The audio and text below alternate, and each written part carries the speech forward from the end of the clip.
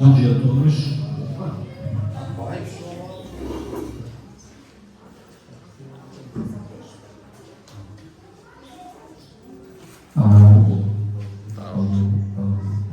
Estamos sem ouvido de vocês. De antemão, muito obrigado pela disponibilidade de todos. Hoje é dia dos pais, né? Será que é por isso que eu estou rindo à toa? Vieram me cumprimentar hoje, eu falei assim, não, eu fiz uma bela de uma contribuição, são 4 filhos. E sem falsa modéstia, a arte de fazer filho bonito eu domino. Meu pai que falar que o filho é feio não é pai, né? Mãe também nunca fala que o filho é feio, né? Eu só conheci um pai que falou que o filho nasceu feio, o meu.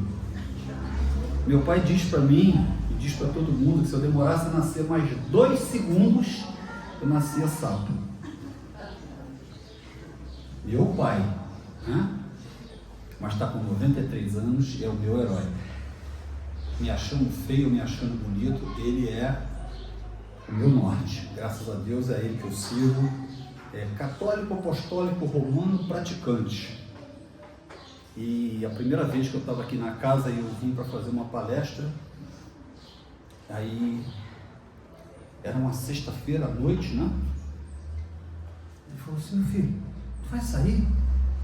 Preocupado comigo. Eu falei, vou, pai, já tenho uma palestra para fazer. Aí botou a mão na minha cabeça. Deus te abençoe.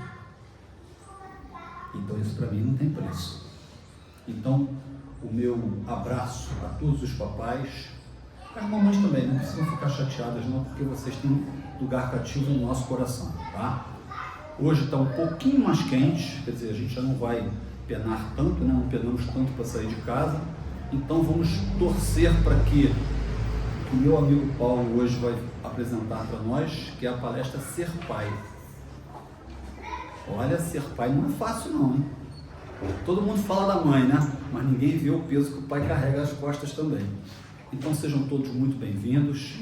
Eu vou pedir a minha querida amiga Renata para fazer a nossa prece inicial e depois vou passar a palavra para o Paulo para não tomar o tempo dele.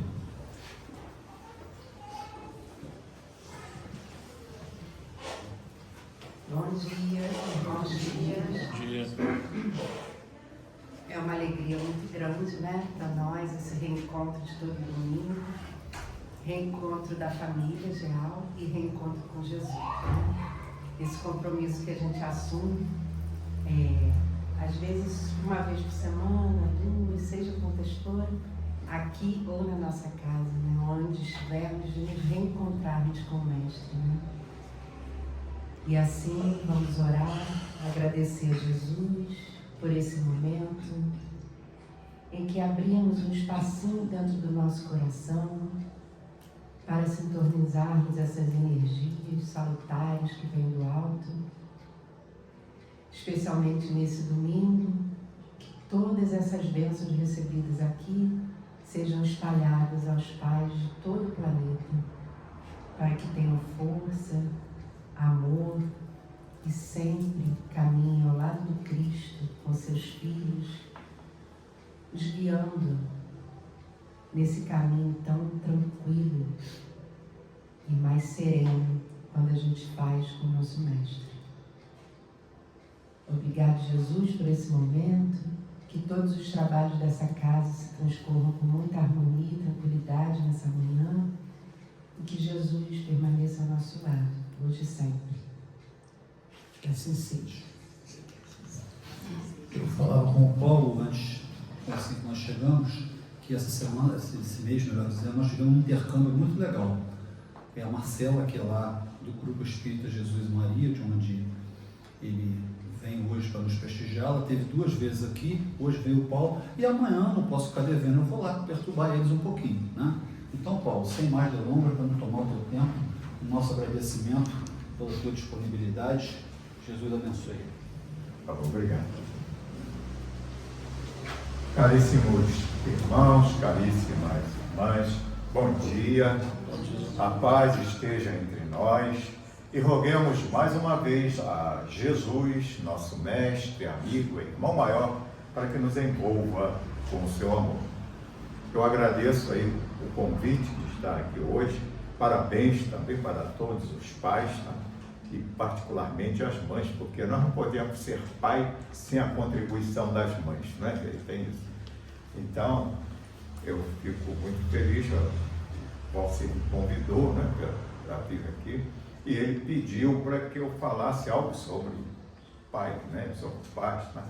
E eu, então, aceitei o desafio, e eu pretendia fazer uma palestra bonita, linda, né? Quem sabe a gente fazia uma poesia, cantasse uma música, né? Para ficar bonito. Mas, por incrível que pareça, muitas pessoas pensam que pode ser brincadeira, mas a palestra, a tarefa da palestra, ela traz uma responsabilidade muito grande. E nós somos influenciados pela espiritualidade amiga, por aquilo que nós, principalmente o orador, precisamos aprender. Né? E então a palestra não foi assim com toda... Eu gostaria, né, que tivesse aquele brilho, coisas, flores, né, poesias, todas essas coisas. Né? Porque ser pai é responsabilidade acima de tudo. Né? Não tem outra coisa. Né?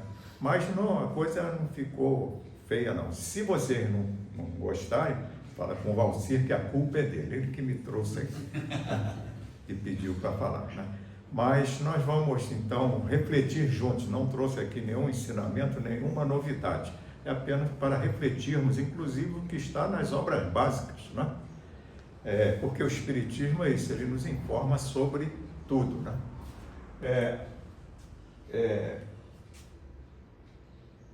Deixa eu passar aí. E aí, como eu disse, às vezes estamos fazendo uma palestra e começa a aparecer as coisas. E eu, com o computador ligado, apareceu essa nas redes sociais, está no Facebook, inclusive, apareceu isso aqui, né? Fala sobre um dia seu filho vai estar numa mesa onde vai contar como foi ser criado por você. Que seja uma história que valha a pena ser contada. Né? Isso, o pai e mãe, né? Os pais são exemplos, acima de tudo. Né? Porque não se trata de um grande conhecimento intelectual, mas ser exemplo. O Valcir deu agora um testemunho dele, como o pai dele dá exemplo a ele, ó, fé, né? Sempre a bênção de Deus. Né? E isso a gente também deve fazer para com os filhos. Nós vemos muito pouco isso hoje em dia, né?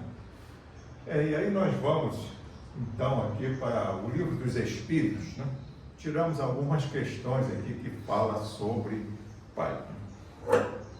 Uma delas é essa, a 582. Pode a paternidade ser considerada uma missão?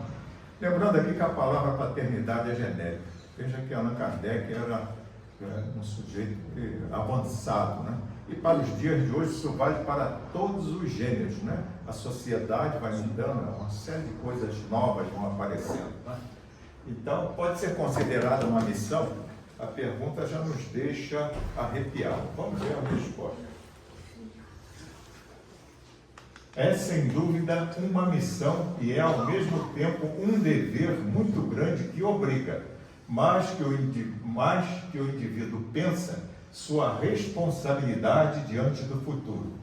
Deus colocou a criança sob a tutela de seus pais para que esses a dirijam no caminho do bem e facilitou a tarefa, dando à criança um organismo frágil e delicado, que a torna acessível a todas as influências. Então, veja aqui a missão. Né? Então, a responsabilidade de ser pai, que é a coisa mais gostosa que tem, é ser pai. Eu tenho só 2 filhos, mas eles já têm netos, né? Tem 3 netos. Então, a gente, quando pega aquela criança pela primeira vez, a gente tem que chorar, né? Então, é coisa muito bonita. Mas lembrar que ali é um ser imortal que veio até você para que você o conduza na vida, para que ele, né, seja o melhor possível. Então, e que ele fala, ao mesmo tempo, um dever, né? Uma missão e um dever. Então, não podemos negligenciar, né, a tarefa da paternidade. A resposta continua ainda.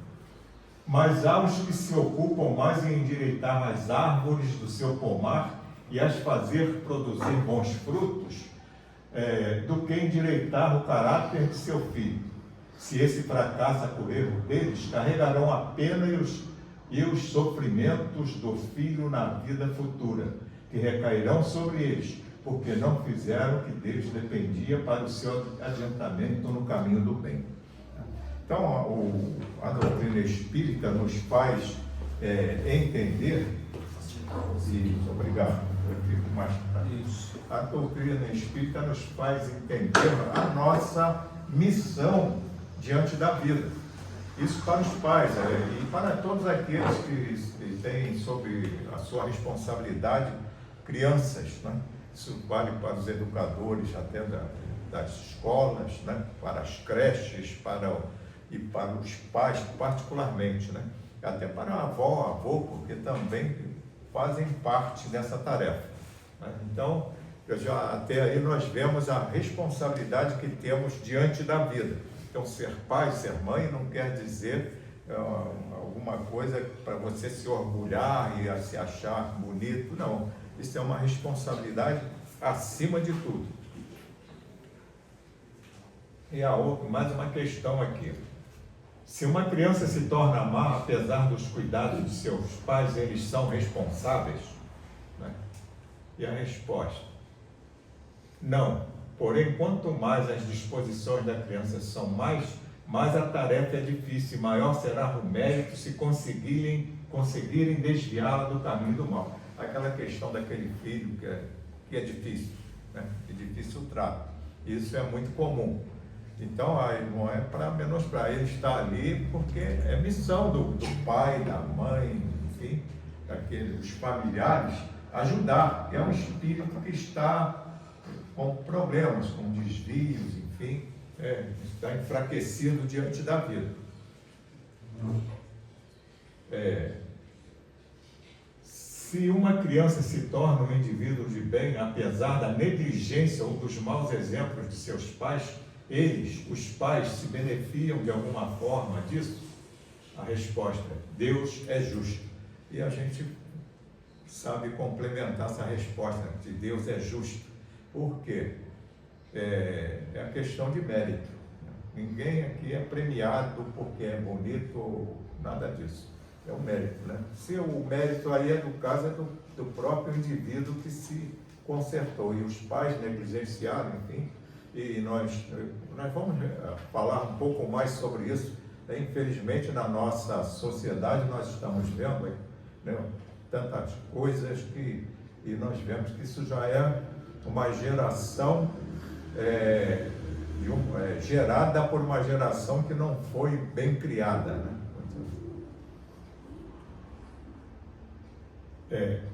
Quando os pais têm filhos que causam desgostos, não são perdoáveis por não terem a mesma ternura que teriam em caso contrário? Né?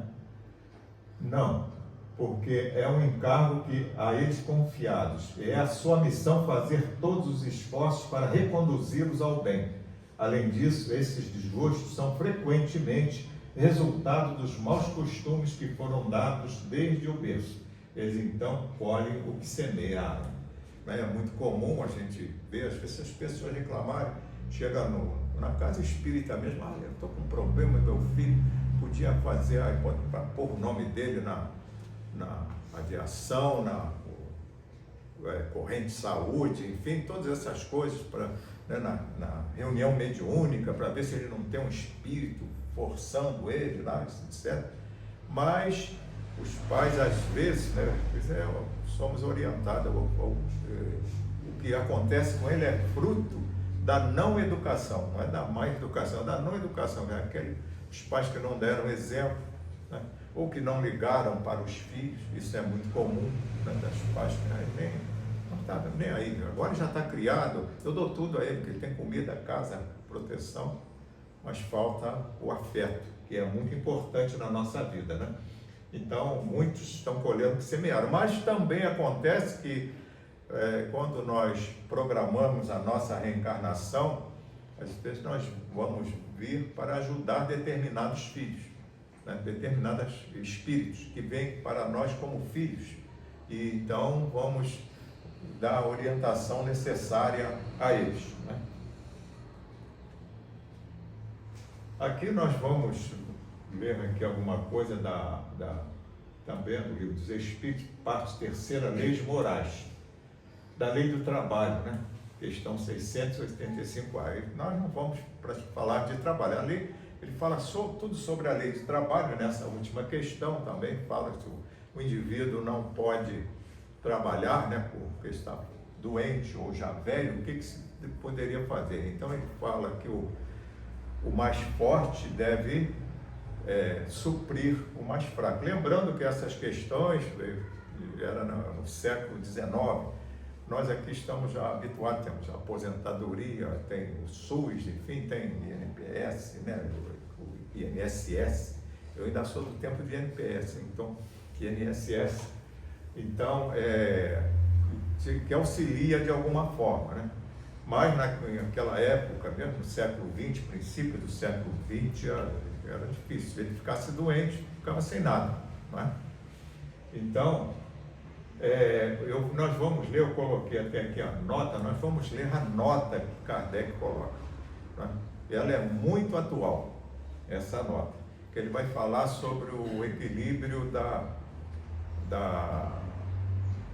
assim, do comércio, o equilíbrio da balança comercial, né, no mundo, ele vai falar. E aí no final nós vamos ver que ele vai falar algo sobre que tem tudo a ver com os pais. E ele vai dizendo assim: não basta dizer ao indivíduo que é seu dever trabalhar. É preciso ainda que aquele que tem que prover a existência com seu trabalho encontre com que se ocupar, o que nem sempre acontece. Quando a falta do trabalho se generaliza, toma proporções de um flagelo como a miséria. Nós já passamos por algumas crises e sabemos que isso é verdade, né? A ciência econômica procura o remédio no equilíbrio entre a produção e o consumo, mas esse equilíbrio, supondo-se que seja possível, não será contínuo, e nesses intervalos o trabalhador precisa viver. Há um elemento que não se costuma considerar, sem o qual a ciência econômica torna-se apenas uma teoria: é a educação. É aí que entra a responsabilidade, né, dos pais, né? E ele fala assim, aí que aqui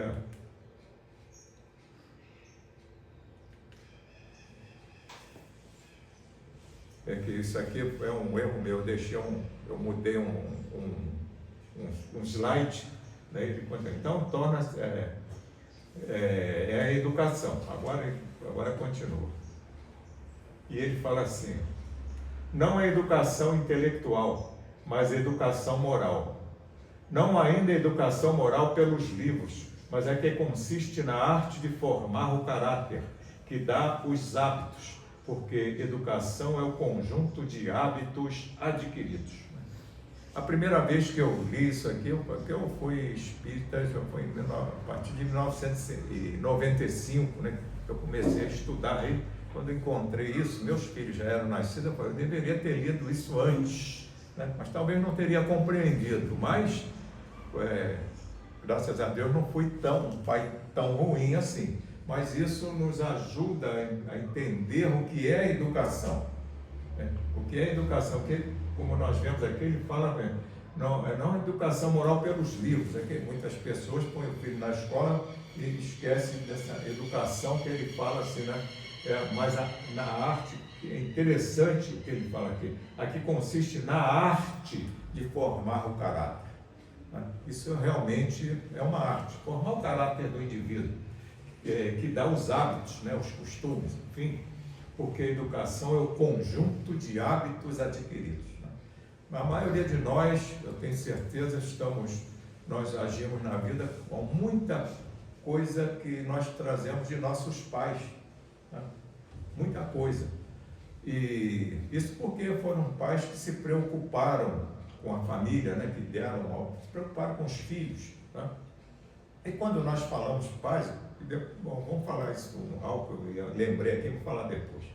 Mas, então, isso é importante, né? Nós sabermos da nossa responsabilidade diante da vida, né? Porque aquele indivíduo vai ficar, como nós sabemos quando estudamos o Espiritismo, quando nós erramos, isso traz consequências.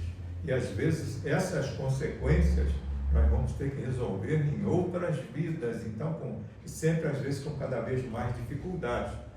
Então é preciso já nesse instante fazermos o nosso papel diante da sociedade, né? Não adianta termos muitos conhecimentos se nós não agirmos, né, com presteza diante da vida. E agora ele fala, isso aqui parece atual, parece que ele escreveu hoje pela manhã, mas não, isso é de 1857, ou um pouco depois até.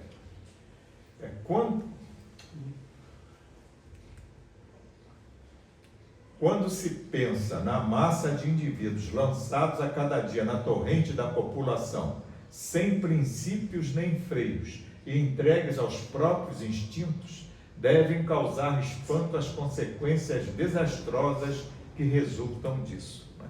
É o que nós vemos, às vezes é muito comum, nós vemos aqui muitos jovens, e quando eu falo jovens é de 35 anos até, né, aos 17, por aí, você vê com tudo isso, entregues aos instintos, não tem respeito à vida, ao que é respeitável, né? Então, com certeza é uma questão de falta de educação, mas nessa educação moral, né? E você saber que o outro é um ser humano como você deve respeitar, né? Nós vemos aí, todo mundo reclama hoje em dia que de madrugada, fim de semana, ainda mais quando está quente, ninguém consegue dormir por causa do barulho, né, feito por essas pessoas, mas fazer o quê? Quando essa arte for conhecida, que é a arte de educar, e praticada, o indivíduo trará hábitos de ordem e de previdência para si e para os seus, de respeito pelo que é respeitável. Hábitos que lhe permitirão atravessar menos angustiado os maus dias inevitáveis. A desordem e a imprevidência são duas chagas que uma educação bem conduzida pode curar. Aí está o ponto de partida, o elemento real do bem-estar, a garantia da segurança de todos.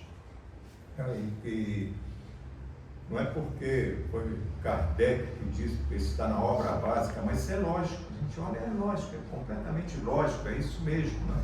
Então, o que nós temos aqui na nossa sociedade no momento, isso não é uma questão só de Brasil, Petrópolis, mas sabemos isso no mundo inteiro, a falta de educação, da pessoa agir, né, de acordo com a sua sociedade, com respeito. Porque se prega aí nas redes sociais, nós vemos pessoas pregar liberdade. Né? Você tem liberdade, você pode fazer o que quiser. A liberdade, ela só é válida com respeito. Né? Quando você respeita o outro, respeita a vida, respeita a sociedade. Isso é liberdade. Porque o indivíduo quer ter liberdade para fazer o que ele bem entende, tudo bem. Só que, por não conhecer a vida espiritual, ele não sabe, ou no momento está ignorando, né, que a sua liberdade vai trazer consequências, muitas vezes difíceis, né? São muitos séculos, às vezes, para consertar o que nós fizemos. Aqui eu posso falar mal só de mim mesmo, conheço pouco o Valcir, né? Mas sabemos que nós já fizemos muita coisa que hoje nós não faríamos mais. Com certeza. Né? Não faríamos mais. Né? Então, já nos consertamos um pouquinho, né? Vamos ver até o fim da vida o que podemos fazer. Mais umas 300 encarnações. Não, por aí eu acho que dá, deve dar, para começar. Né? Isso aí. Começar. Agora nós vamos ver esse livro aqui, Depois da Morte, de Leon Denis. É um livro muito interessante, porque isso é a síntese do Espiritismo. O Leon Denis fez esse livro em 1897, que ele foi lançado, e ele fez uma síntese da doutrina espírita para que as pessoas, para que fosse mais acessível às pessoas. ele não usou o sistema do Kardec, que é o sistema didático, né? Mas isso não pode dispensar as obras básicas, não. Isso faz parte também, né, para aprender. E é um livro muito bom. E nesse capítulo, é outra coisa, a gente vai procurar e acaba achando. Então achamos essa coisa. Vocês desculpem, mas quem me conhece sabe, eu gosto de trazer para nós lermos, porque todos podem tirar as suas próprias conclusões, também depois acessar os livros para aprender, refletir sobre, né? E é muito interessante essa passagem de Leon Denis, que também temos que levar em conta a época em que foi escrito, né? Então nós podemos adaptar ao nosso momento, né? E ele fala aqui, ó, a educação. É pela educação que as gerações se transformam e aperfeiçoam. Para uma sociedade nova é necessário pessoas novas. Por isso a educação desde a infância é de importância capital. Eu acho que essa frase já resume tudo, né? Nós vamos ler mais um pouco, mas já resume tudo. É isso aí, né? Nós só vamos mudar esse aspecto que nós temos agora, no momento, né, da sociedade, com a educação. Né? Com a educação, como já vimos lá, moral. Né?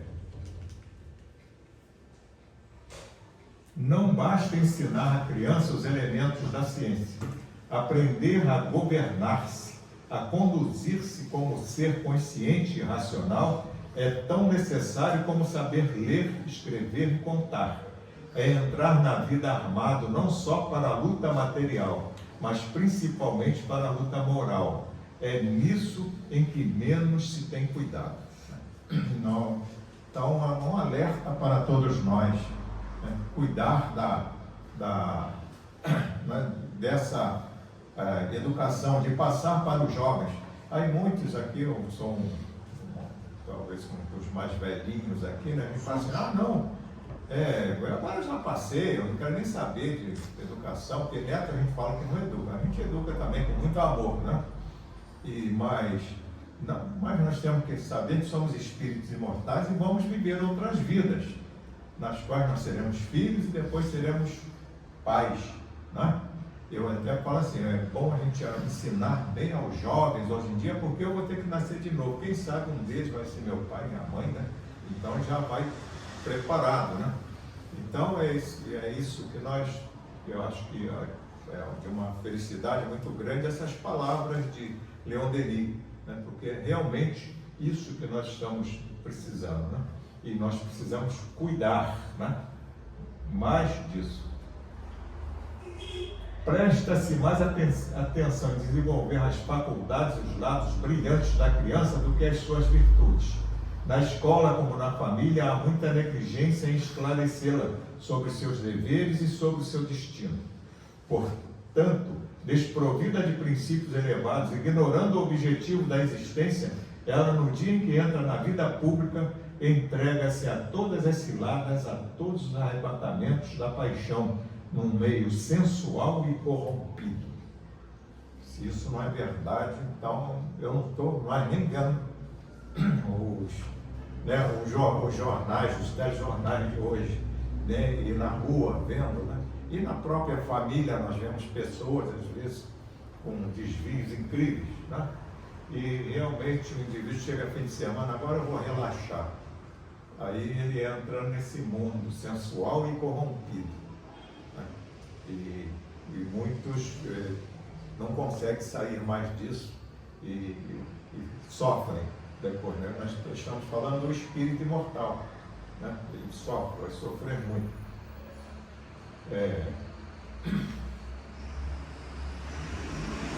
Mesmo no ensino secundário, aplicam-se a atulhar, pode traduzir como entulhar também, né? Encher o cérebro dos estudantes com acervo indigesto de noções e fatos, de datas e nomes, tudo em detrimento da educação moral. A moral da escola, desprovida de aprovação ativa, sem ideal verdadeiro, é estéril e incapaz de reformar a sociedade. Ele não está falando aí da inutilidade da escola, mas que a escola não é um lugar realmente para o ensino moral, né? E fala até mais, né? Porque ali enche o cérebro do indivíduo com as coisas inúteis até. Mais pueril ainda é o ensino dado pelos estabelecimentos religiosos, onde a criança é apossada pelo fanatismo e pela superstição, não adquirindo senão ideias falsas sobre a vida presente e a vida futura. Uma boa educação é raras vezes obra de um mestre. Aqui, como ele fala, estabelecimentos religiosos, aí nós espíritas temos que prestar atenção na evangelização infantil e dos jovens, né? Porque é muito importante, para não colocarmos também ideias de fanatismo e outras ideias. Eu vou contar aqui uma coisa, só uma pequena fofoca, não, mas só para... eu não nasci espírita, então não passei, eu nunca lidei com evangelização infantil de jovens, né? Então eu não tenho muito jeito para isso. Mas certa feita, uma casa espírita aqui de Petrópolis me chamou para fazer uma preleção para um grupo de jovens. E eu fui lá fazer. Eram jovens, era assim, da primeira, na juventude, assim, do primeiro momento, né, da juventude. E me deram um tema do Evangelho segundo o Espiritismo, que eu não lembro até qual é. Mas aí eu fui discorrendo lá pelo tema, falando com jovens. De repente, uma jovem, uma menina, olhou para mim assim, o que você me diz sobre o Che Guevara? Eu fiquei assustado. Tudo a ver, né? Tudo a ver, né? Eu não sabia responder. Saber eu sabia, mas só que eu não estava preparado. Não é um tema religioso, né? Aí eu fiz um enrolation lá, falando alguma coisa para mim. Um enrolation mesmo, não teve isso. Mas eu fiquei abismado com aquilo. Eu nunca tinha feito, depois daquilo nunca fiz uma preleção para jovens assim. E aí eu fiquei, mas por que essa menina, né, falou isso, né? Porque alguma coisa tinha acontecido. Bem, só para resumir, então, agora com os acontecimentos políticos do país, em eleições passadas, essa casa espírita, ela tem um grupo enorme de pessoas ligadas a ideologias políticas. E aquela ideologia política, assim, fanática, mais a que a gente fala de esquerda, né, das pessoas de esquerda, a ideologia política fanática. Aí eu vi as pessoas, enfim, fazendo aquele jogo que a mídia passa. Eu estou falando isso para que a gente, na casa espírita, a gente comece a observar isso. Porque não importa, você pode ser o que quiser na política. Nós vivemos num país, nós temos um sistema político, então nós temos que ter as nossas ideias, a nossa opinião, isso. Mas o espírita é espírita, entende? Porque, então, falo, nessa casa, depois eu vi, eles colocaram na internet, eu sou espírita de esquerda. Isso mostra que o indivíduo nunca foi espírita, nem vai conseguir tão cedo, porque você é espírita. Kardec, no Livro dos Espíritos, na introdução, fala lá, espiritismo, né, é o nome dessa nova ciência. E aqueles que a praticam, que são seus adeptos, então serão chamados de espíritas, ou se quiserem, espiritistas. Só. Não tem adjetivo aí não, para você adjetivar isso não. Agora, você tem as suas opiniões, mas se você é espírita, é somente espírita. Desculpa eu puxar isso, mas que eu acho importante, ainda mais o Geal, que eu conheço já há algum tempo aqui, eu sei que ele tem um cuidado com as crianças, né? Então, para observar, para que aqueles que estão na função de passar os estudos, particularmente para as crianças, né, que eles tomem esse cuidado. Evangelho é mostrar à criança que ele é um espírito imortal, enfim, dentro da categoria de cada um. Então, isso deve ser, né? E esquecer outras coisas. Então, cada um tem seu time, cada um tem seu partido, né?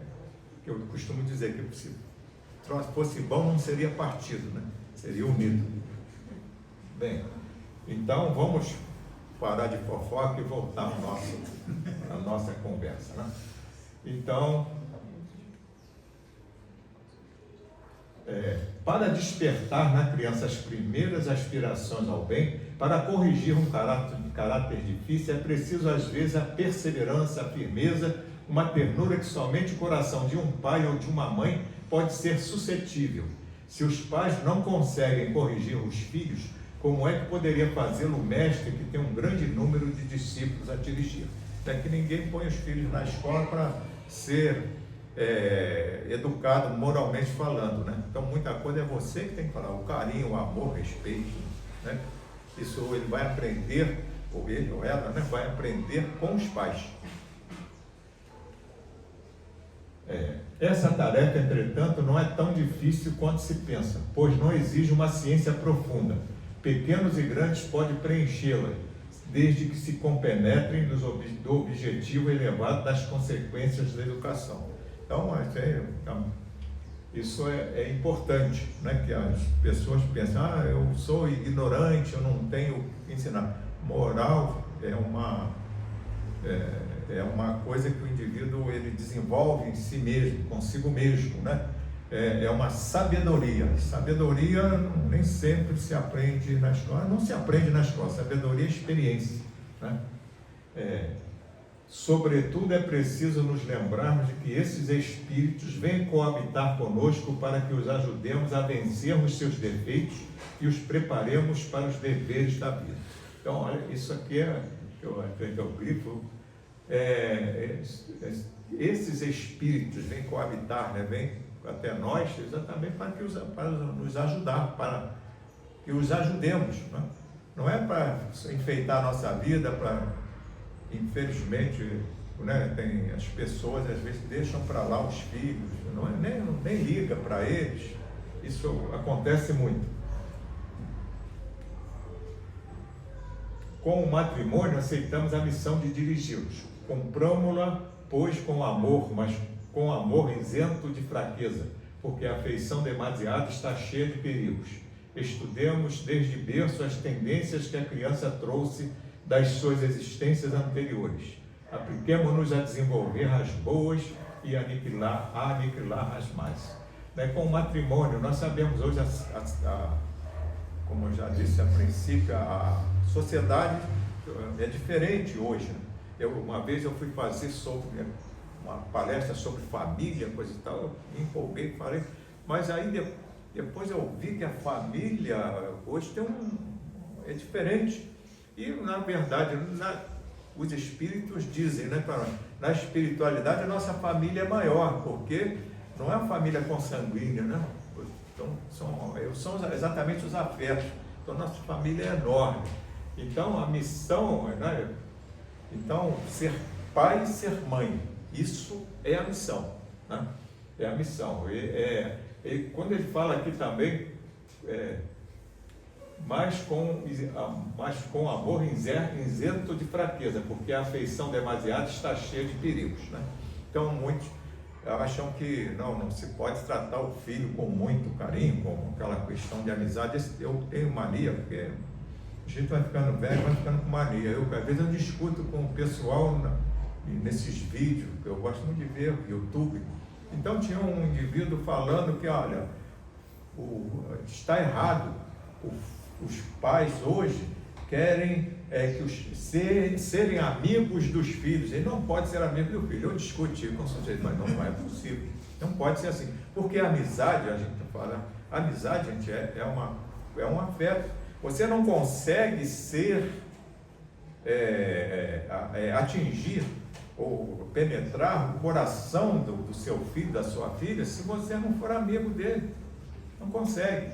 Você tem que, né, senão você não liga para ele. Quando ele se tornar um adulto, você não sabe conversar com ele. Meu pai nasceu em 1920, então teve uma educação, né, mais grossa, embora meu avô era gente fina demais. Mas meu filho mais velho tem 45 anos.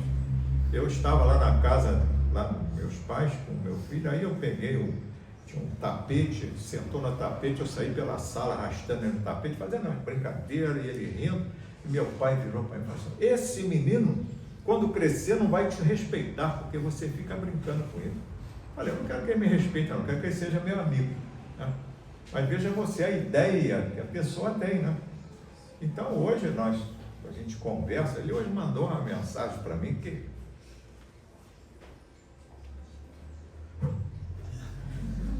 sei bem como é isso.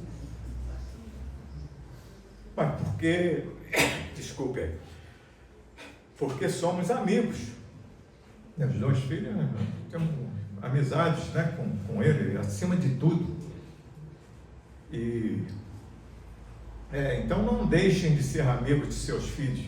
Não deixem. Amigo não é para ficar abusando um do outro, não. Amigo mesmo, sabe? Eu gosto de você. Isso é amigo. Então, assim, sejamos amigos, estejamos sempre ali no coração do seu filho, da sua filha. É muito ruim. Eu vejo famílias que não têm afetos um com o outro, né? Aí depois que o filho cresce, a filha cresce, ele não sabe conversar, porque aí é um adulto, né? Ele perdeu a oportunidade de acessar o coração daquele indivíduo.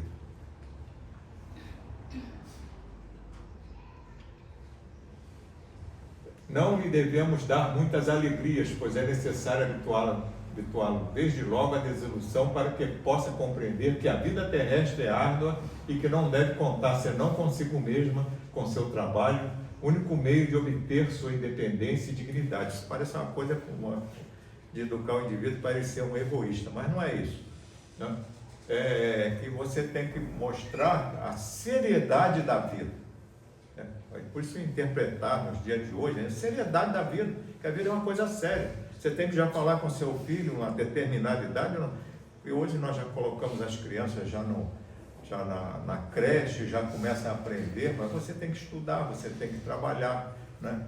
Você tem que se suprir, né? E mostrar, quando você tem que mostrar assim a ele, assim: olha, a vida não é facilidade, né? Nada vai cair do céu para você, né? Então você tem que buscar a conquista disso tudo. É isso que ele quer dizer. Não é que você tem que maltratar a criança, fazer que ele seja uma pessoa ruim. Não, ele tem que saber que a vida é séria.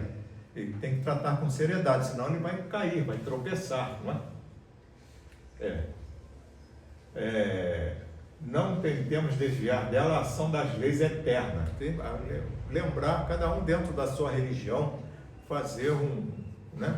Lembrar que existe Deus, que Ele é um espírito, uma alma imortal. Há obstáculos no caminho que cada um de nós, só o discernimento ensinará a removê-los, né? Então ele precisa estar preparado diante dos obstáculos que vão acontecer na vida. Aqui nós temos até eu coloquei aqui uma mensagem, né, que não é mensagem, uma passagem de Jesus que está no Sermão do Monte, Mateus 7, 13 a 14.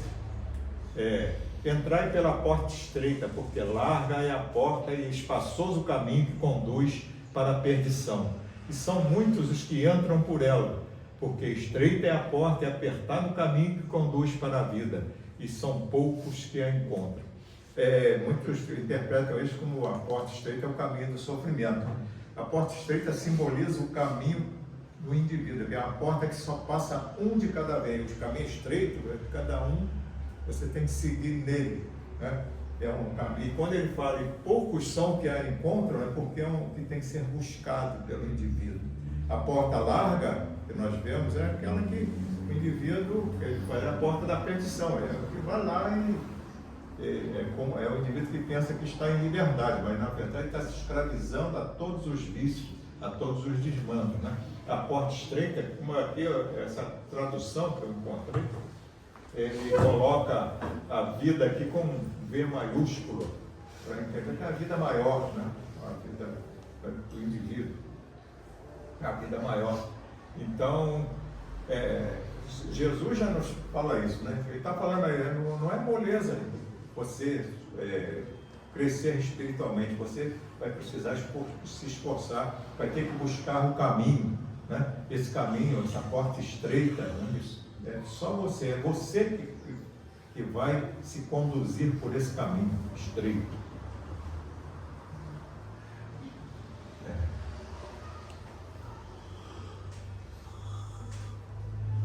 Não confieis vossos filhos a outrem, desde que não sejais a isso absolutamente obrigados. Hoje as crianças vão para a creche cedo, então temos que adaptar ao novo tempo. Está falando, não, você não vai deixar, vai negligenciar a sua parte. Mesmo seu filho e filha vai para a creche, mas na hora que você vai pegar lá, faça que aqueles momentos que você vive com eles seja muito importante para eles, né? Que seja, não é ficar o dia inteiro com a criança, que às vezes fica o dia inteiro e não gosta, né? É para que você fique naquele instante, você valorize aquele momento, para que ele seja um momento inesquecível para aquela criança, né? A educação não deve ser realizada por pessoas que o fazem apenas por interesse financeiro. Que importa uma ama que tal criança falhe o caminho antes da outra? Ela não tem nem o interesse nem o amor maternal. Mas que alegria para uma mãe ao ver o seu querubim dar os primeiros passos, né? Então podemos traduzir aqui que ninguém vai dar para aquela criança o amor que a mãe tem por ela, né? O amor esse amor não dá para comprar. E muito embora existam pessoas que tomem conta de crianças e que são excelentes, muito excelentes, né? Muita gente já foi criada por babá, foi a sorte deles, não ter sido criado pela mãe.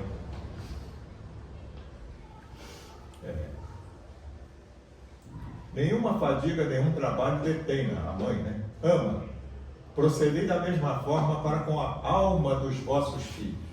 Tende ainda mais solicitude com essa do que pelo corpo. O corpo consumir-se-á, em breve será sepultado. No entanto, a alma imortal, resplandecendo pelos cuidados como que foi tratada, pelos méritos adquiridos, pelos progressos realizados, viverá através dos tempos para vos abençoar e amar.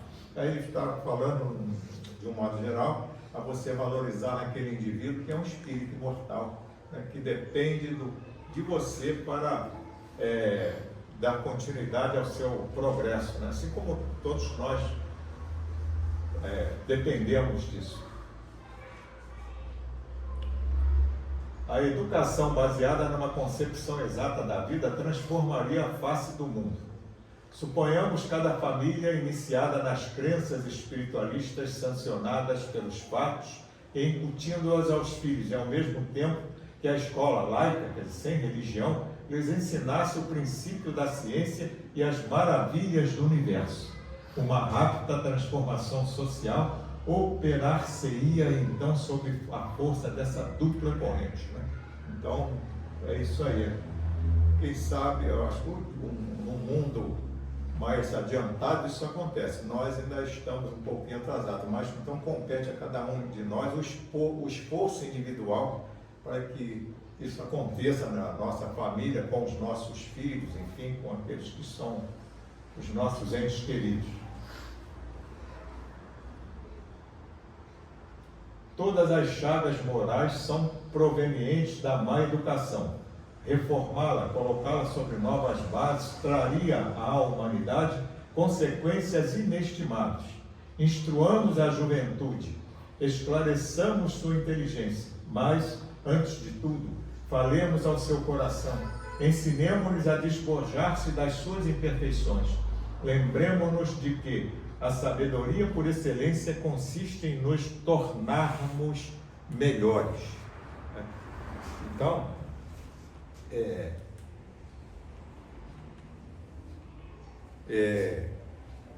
aqui nós já acabamos de ler a nossa mensagem, né?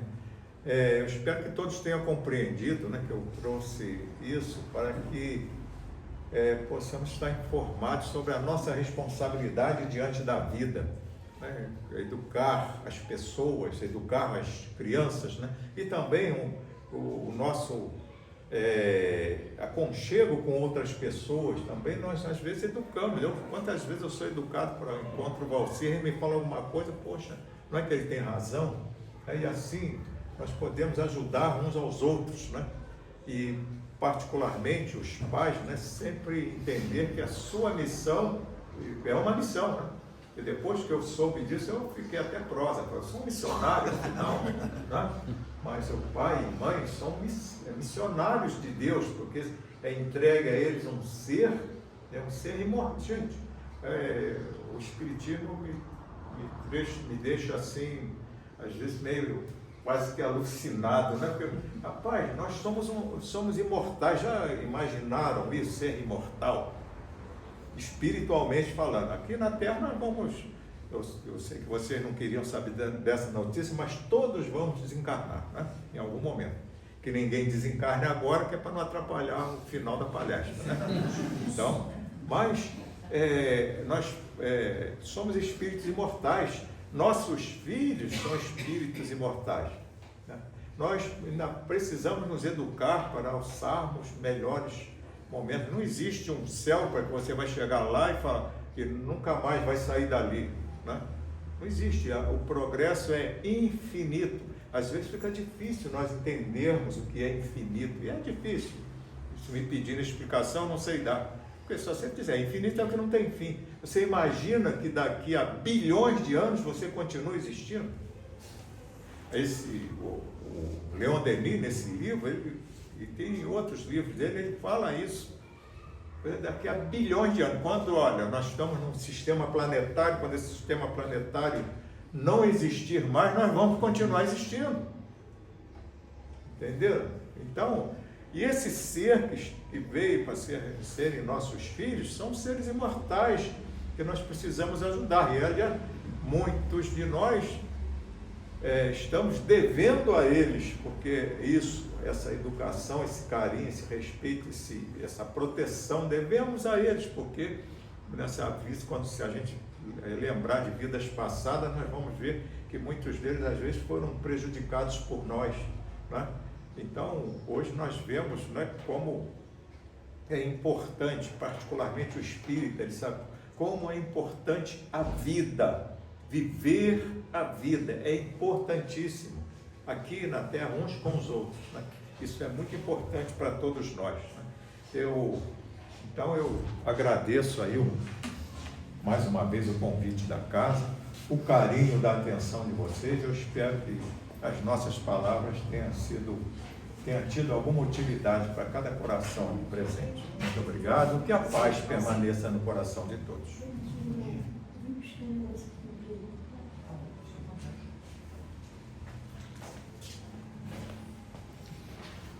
Acho que deu para todos nós percebermos que ser pai, antes de tudo, é ser um educador.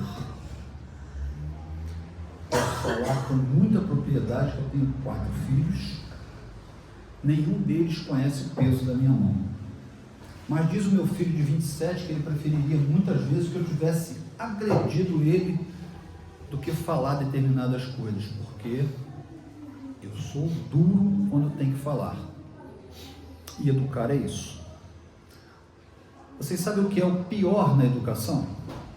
Qual é a pior coisa a ser feita na educação? É falar o não. Falar não para filho é complicado. Para quem é pai e mãe de verdade, falar um não. Meu filho, não mexe aí, meu filho. Pai, me dá aquilo, né? Todo mundo às vezes tem uns memes na internet. Ô pai, eu quero aquilo ali, na volta, meu filho, na volta. Na volta nada, porque está sem dinheiro para comprar e fala que é na volta, né?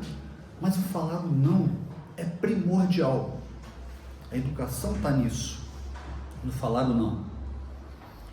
Eu vou tentar não me emocionar. Vou ler para vocês uma mensagem que a minha filha me passou em 2023. Eu troquei de celular e pensei assim, puxa, perdi a mensagem que minha filha mandou, mas eu esqueci que eu tinha publicado ela no Facebook. E hoje, por acaso, que o acaso não existe, né? Eu achei.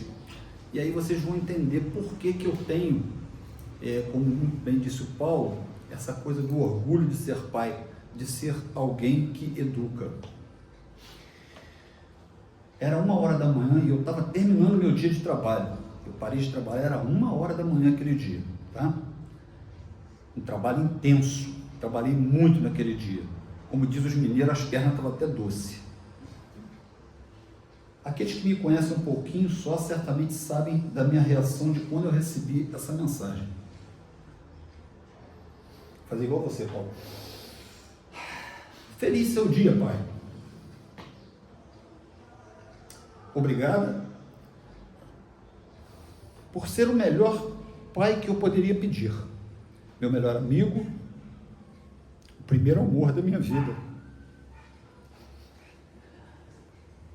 Obrigado por me ensinar e me educar, e sempre dar o melhor de si para mim e por mim. Filho também é interesseiro. Obrigado por todos aqueles sorvetes que você me comprou, mesmo quando a situação estava apertada. Obrigado por todos os carinhos antes de dormir.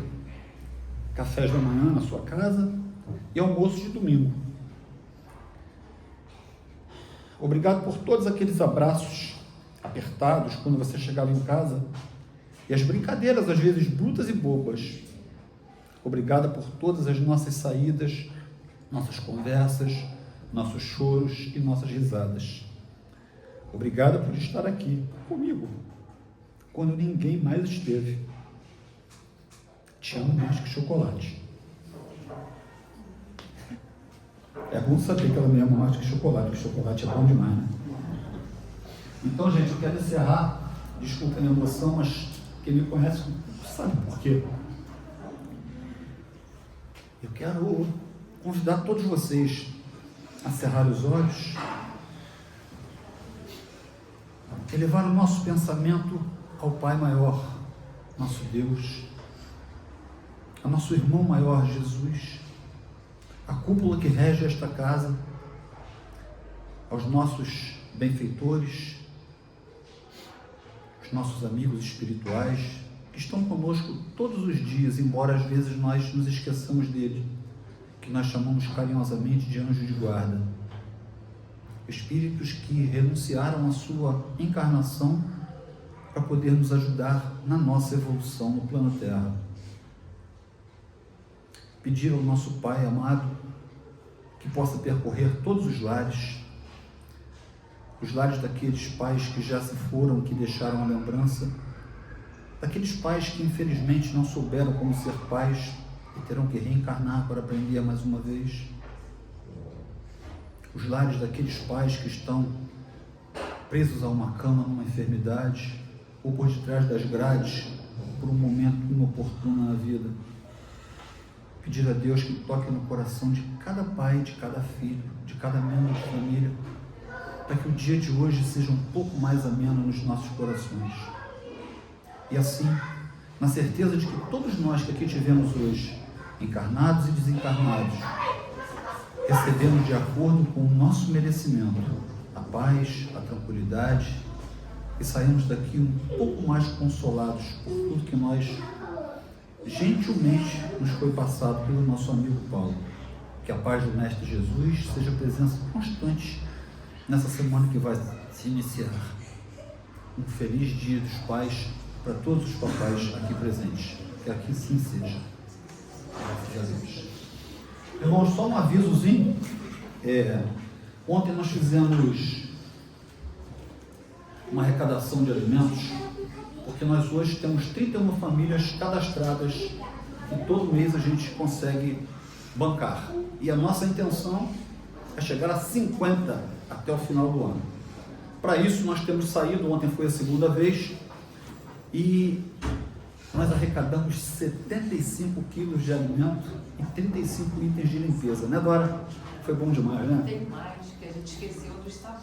Ainda esquecemos, nós fomos agraciados por uma senhora que faz sabão e faz amaciante, né?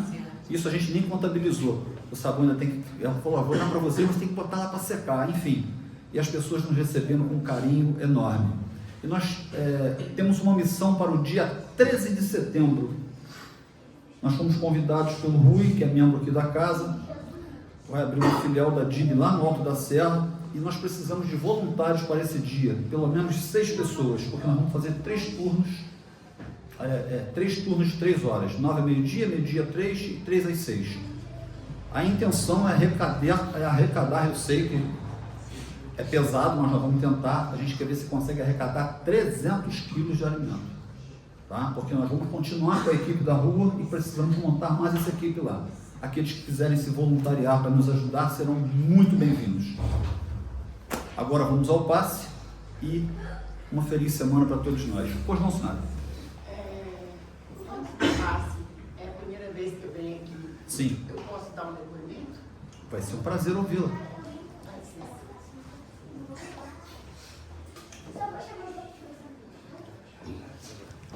Não preciso, eu falo muito alto. Ah, é? Uma das coisas que meu pai mais me corrigiu foi isso. Desculpa, que eu sempre falei muito alto. E ele não conseguiu, antes de partir, me dar essa educação. De falar mais baixo. Falar mais baixo. Mas ele volta depois de uma outra encarnação. Tá bom. Eu vou falar baixinho. Eu não grito, é porque eu falo alto mesmo. Eu sou bisneta do senhor